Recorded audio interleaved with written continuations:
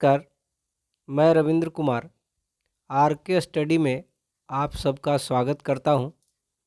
आज के वीडियो में आप देखेंगे हिंदी व्याकरण का लिंग।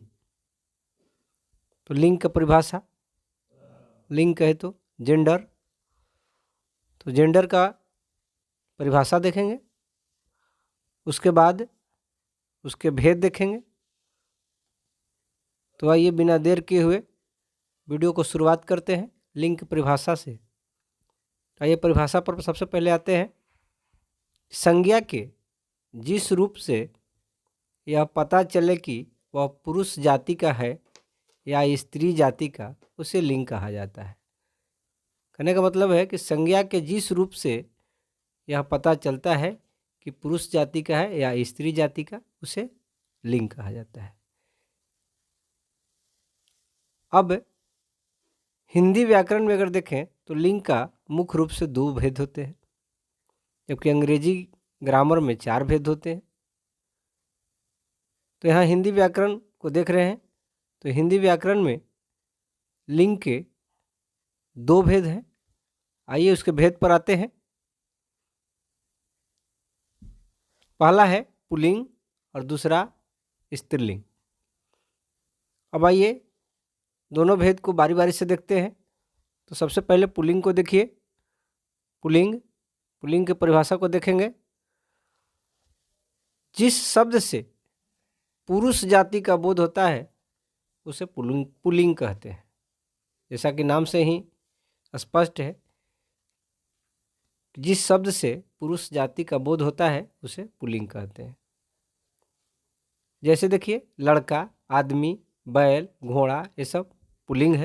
ये पुरुष जाति मेल का बोध करा रहा है, तो ये पुल्लिंग हुआ। अब आते हैं स्त्रीलिंग पर। तो स्त्रीलिंग में देखिए कि जिस शब्द से सीधा पुल्लिंग का उल्टा, जिस शब्द से स्त्री जाति का बोध होता है उसे स्त्रीलिंग कहते हैं।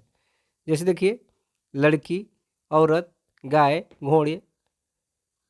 तो और भी बहुत सारा उदाहरण है स्त्रीलिंग और पुल्लिंग का। अब चलिए लिंग निर्णय संबंधी कुछ नियम को देख लेते हैं। कैसे पहचानेंगे कि यह शब्द पुल्लिंग है या स्त्रीलिंग है। स्त्रीलिंग पुल्लिंग के शब्दों को पहचानना कुछ मुश्किल होता है, लेकिन कुछ नियम यदि जानते हैं तो लिंग निर्णय करना आसान हो जाता है, उसकी पहचान करना आसान हो जाता है। तो आइए सबसे पहले पुल्लिंग शब्द को देखते हैं कि पुल्लिंग को कैसे पहचान पाएंगे कि यह शब्द पुल्लिंग है। तो पुल्लिंग शब्द को पहले सबसे पहले देखते हैं। आइए देखते हैं। देखिए, पहला पहचान में देखिए, जिन शब्दों के अंत में आव, त्व, पन, पा इत्यादि हो, वैसे शब्द प्रायः पुल्लिंग होते हैं। देखिए, जिन शब्दों के अंत में आव, त्व, पन, पा इत्यादि शब्द इत्यादि हो, वैसे शब्द प्रायः पुल्लिंग होते हैं। जैसे देखिए, जैसे में देखिए चढ़ाव। तो यहाँ देखिए चढ़ाव का प्रत्यय के रूप में देखिए अंत में आव लगा हुआ है, तो यह हो जाएगा चढ़ाव। नारित्व में देखिए अंत में त्व लगा हुआ है, तो यह हो गया नारित्व। लड़कपन के साथ देखिए पन लगा हुआ है अंत में, तो लड़कपन हो गया। बुढ़ापा में देखिए पा अंत में लगा हुआ है, तो बुढ़ापा हो गया। तो ये सब प्रायः ये सब जो शब्द हैं जिसमें आव, त्व, पन, पा इत्यादि हो, तो वैसे शब्द पुल्लिंग होते हैं। लेकिन इसमें अपवाद भी होगा और अपवाद भी रहता है।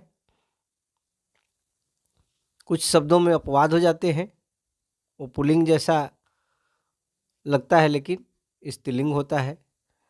अब दूसरे पहचान में आते हैं। शरीर के अंगों के नाम प्रायः पुल्लिंग होते हैं। शरीर के जो अंग होते हैं वह प्रायः उनके नाम जो होते हैं वो पुल्लिंग होते हैं। जैसे देखिए, कान, मुंह, दांत, ओठ, गाल, मस्तक, अंगूठा, नाखून, पाँव, हाथ, सिर, ये सब पुल्लिंग होते हैं। लेकिन यहाँ देखिए एक्सेप्शन है, अपवाद है। अपवाद में देखिए, कलाई, नाक, आँख, जीभ, खाल, बाँह स्त्रीलिंग होता है। यहाँ पर देखिए शरीर के अंगों का नाम प्रायः पुल्लिंग होते हैं, जिसमें कान, मुंह, दांत, ओठ, गाल, मस्तक, अंगूठा, नाखून, पाँव, हाथ, सिर, ये सब पुल्लिंग शब्द है। लेकिन एक्सेप्शन में देखिए, अपवाद में देखिए, कलाई, नाक, आँख, जीभ, खाल, बाँह, ये सब स्त्रीलिंग शब्द है। तो इन शब्दों को याद रखना होगा कि कौन से शब्द पुल्लिंग है और कौन से शब्द स्त्रीलिंग है। आइए तीसरे पहचान में देखते हैं कि पुल्लिंग को कैसे पहचानेंगे। धातुओं के नाम प्रायः पुल्लिंग होते हैं। धातु के नाम होते हैं वो पुल्लिंग होते हैं। धातुओं में देखिए, तांबा धातु है, लोहा, सोना, सीसा, कांसा, रांगा, पीतल, टीन, ये सब धातु पुल्लिंग होता है। लेकिन अपवाद में अगर कहा जाए तो चांदी है, चांदी भी एक धातु है, वो स्त्रीलिंग, चांदी को स्त्रीलिंग की तरह व्यवहार करते हैं, यानी चांदी स्त्रीलिंग होता है। बाकी सभी धातुएं पुल्लिंग होते हैं। अब चौथे पहचान में आते हैं। चौथा पहचान को देखिए, द्रव्य पदार्थों के नाम प्रायः पुल्लिंग होते हैं। द्रव्य पदार्थ, जो द्रव्य पदार्थ होता है उसका नाम प्रायः पुल्लिंग होते हैं। जैसे देखिए, पानी द्रव्य पदार्थ है, घी, तेल, शरबत, काढ़ा, ये सब द्रव्य पदार्थ है जो पुल्लिंग है। लेकिन अपवाद में देखा जाए तो चाय, स्याही, शराब स्त्रीलिंग होता है। चाय, स्याही, शराब ये भी द्रव्य पदार्थ है, लेकिन इन शब्दों का इस्तेमाल, इन शब्दों का प्रयोग स्त्रीलिंग में होता है, न कि पुल्लिंग में। तो ये भी याद रखेंगे कि पानी, घी, तेल, शरबत, काढ़ा, ये सब पेय पदार्थ, द्रव्य पदार्थ जो होता है वो पुल्लिंग होता है, और चाय, स्याही, शराब इसके अपवाद हैं। ये शब्द द्रव्य पदार्थ होते हुए भी स्त्रीलिंग होते हैं। अब आगे चलते हैं, पांचवा पहचान में चलते हैं कि पुल्लिंग को कैसे पहचानेंगे। अनाज के नाम प्रायः पुल्लिंग होते हैं। जो अनाज होते हैं, खाने पीने का जो अनाज होता है वो प्रायः पुल्लिंग होता है। जैसे चना, बाजरा, गेहूँ, चावल, धान, ये सब पुल्लिंग होता है। लेकिन इसमें भी अपवाद है, इसको भी याद रखेंगे कि खेसारी, सरसों, अरहर, मूंग, ये सब अपवाद है, ये सब स्त्रीलिंग होते हैं। खेसारी, सरसों, अरहर, मूंग ये सब स्त्रीलिंग होते हैं, जबकि देखिए चना, बाजरा, गेहूँ, चावल, धान पुल्लिंग होते हैं। अब आते हैं छठे पहचान की ओर चलते हैं। उर्दू के शब्द जिनके अंत में आर या आन लगा रहता है। उर्दू के वैसे शब्द जिनके अंत में आर या आन लगा रहता है वह शब्द पुल्लिंग होता है। अंत में आर या आन लगा रहता है उर्दू के शब्दों में, तो वैसे शब्द को पुल्लिंग कहा जाता है। जैसे देखिए, बाजार, बाजार, बाजार के साथ अंत में क्या है, आर लगा हुआ है, बाजार। इनकार के साथ अंत में आर लगा हुआ है। एहसान, एहसान के अंत में क्या लगा हुआ है, आन, एहसान। मकान, मकान के साथ अंत में आन लगा हुआ है। सामान, सामान, सामान के साथ अंत में आन लगा हुआ है। इम्तिहान, इम्तिहान के अंत में आन लगा हुआ है। तो जिन उर्दू शब्दों में शब्दों के अंत में आर या आन लगा रहता है वैसे शब्द पुल्लिंग होते हैं। लेकिन यहाँ पर भी एक्सेप्शन है, अपवाद है। देखिए, दुकान के अंत में आन लगा हुआ है, तकरार के अंत में आर लगा हुआ है, लेकिन ये शब्द स्त्रीलिंग है। इसे याद रखेंगे कि दुकान और तकरार इसके अपवाद है, ये शब्द स्त्रीलिंग होते हैं। जबकि बाजार, इनकार, एहसान, मकान, समान, इम्तिहान, ये सब शब्द उर्दू के हैं और इनके अंत में आर या आन लगा हुआ है, ये शब्द पुल्लिंग है। अब आते हैं सातवां पहचान पर चलते हैं। रत्नों के नाम प्रायः पुल्लिंग होते हैं। रत्न जो होते हैं, राजा, रत्न, ये सब शब्द प्रायः पुल्लिंग होते हैं। जैसे देखिए रत्न है, पन्ना, हीरा, जवाहर, मूंगा, ये सब पुल्लिंग, ये सब शब्द पुल्लिंग होते हैं। जबकि अपवाद में देखिए मणि, मणि भी एक रत्न है और मणि शब्द स्त्रीलिंग है। तो इसको याद रखेंगे कि पन्ना, हीरा, जवाहर, मूंगा ये सब पुल्लिंग है और मणि स्त्रीलिंग है, जबकि ये सभी रत्न है। अब आते हैं 8वें पहचान पर आते हैं। पेड़ों के नाम प्रायः पुल्लिंग होते हैं। पेड़ का जो नाम होता है वो पुल्लिंग होता है। जैसे पेड़ में देखिए पीपल, चीड़, आम, शीशम, अमरूद, ये सब पुल्लिंग है। ये सब शब्द पुल्लिंग है। पीपल, चीड़, आम, शीशम, अमरूद, ये सब शब्द पुल्लिंग है। जबकि अपवाद में देखें तो लीची, नाशपाती, नारंगी शब्द स्त्रीलिंग होता है। ये सभी पेड़ है, लेकिन लीची, नाशपाती, नारंगी शब्द स्त्रीलिंग में प्रयुक्त होता है। ये सब शब्द स्त्रीलिंग है। अब 9वां पहचान को देखते हैं। भौगोलिक जल और स्थलों के नाम प्रायः पुल्लिंग होते हैं। भौगोलिक जल और स्थलों के नाम प्रायः पुल्लिंग होते हैं। भौगोलिक जल और स्थल मतलब देखिए देश, नगर, द्वीप, पर्वत, ये सब शब्द पुल्लिंग होते हैं। देश, नगर, द्वीप, पर्वत, ये सब शब्द पुल्लिंग होते हैं। जबकि अपवाद में देखें तो पृथ्वी, जल, घाटी, सरिता, मरुस्थली शब्द स्त्रीलिंग होते हैं। पृथ्वी, जल, घाटी, सरिता, मरुस्थली शब्द स्त्रीलिंग होता है। तो ये था कुछ शब्द जो पुल्लिंग था, और उसके अपवाद में भी देखें कि कुछ शब्द स्त्रीलिंग भी हो गया। तो अब आइए स्त्रीलिंग शब्द को देखते हैं, उसकी पहचान करते हैं। तो यह है स्त्रीलिंग। देखिए पहला पहचान देखिए, नदियों के नाम प्रायः स्त्रीलिंग होते हैं। नदी के जितने भी नाम हैं वो स्त्रीलिंग होते हैं। याद रखेंगे कि नदी के नाम स्त्रीलिंग होता है। जितने भी नदी के नाम है वो स्त्रीलिंग होता है। जैसे गंगा, जमुना, रावी, ब्यास, झेलम, ये सब नदी का नाम है और ये सभी स्त्रीलिंग होते हैं।